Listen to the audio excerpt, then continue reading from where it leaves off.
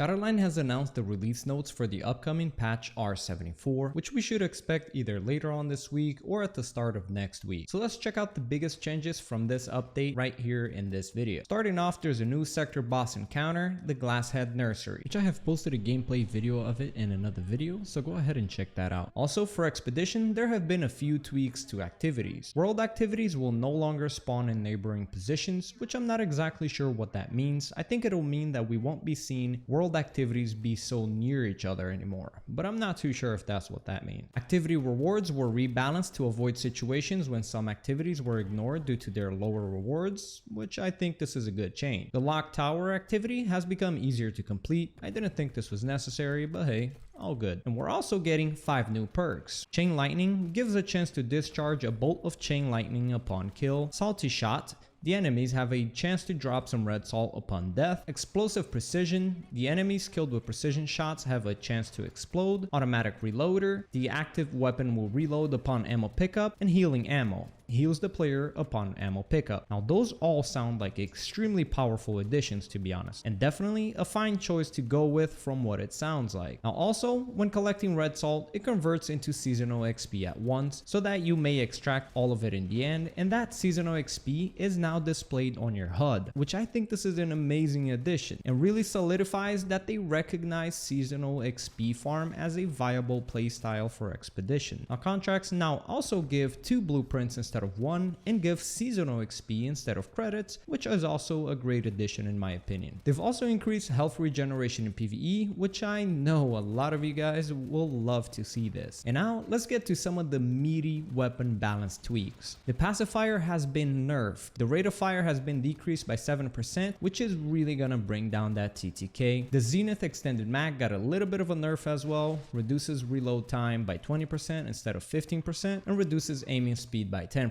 Sounds to me like I'll be going back to that extra penetration attachment. The Conciliator has had its fire rate increased by 7%. That'll help its TTK by a bit, but I really wish they increased its bullet count. And we have a massive Legatus nerf. Its base damage has been decreased by 10% at mid-range and a whole 25% at long ranges. This is going to murder this weapon. Moving away from the assault rifles, the VX7 has had an extended mag nerf happen to it, but overall it's such a minor nerf that I'm not even going to consider it. The G7 Springer has had its base damage slightly decreased. They didn't mention percentages here, so I guess it'll be time for me to get to work and find out. The Black Falcon has had its accuracy decreased by 20%, which, correct me if I'm wrong, but if I'm not mistaken, accuracy for shotguns means pellet spread. And if that is indeed the case, this is a massive nerf to the Black Falcon. The Brute has had its rate of fire decreased by 10% and its recoil increased as well, which means both of the biggest shotguns in the game have had a fair decent nerfs to them, and I'm really excited to see how that's gonna play out. The Tier 1 shotgun has had its accuracy decreased by 15% when in movement, which is a unique type of nerf, but I'm glad to see it nonetheless. I wonder how that's gonna play out as well. Our King SMG Centurion has had a massive nerf as well. The rate of fire decreased by 5%, stability decreased by 10%, and accuracy decreased by 10%, which is huge. But I will want to see the role this will play when actually properly using them in PvP. The G5 Earl base damage at effective distances was slightly decreased, which I'm not sure was necessary, but hey, we'll see. Both revolvers have gotten a massive PvE buff, such as increased damage, increased precision damage,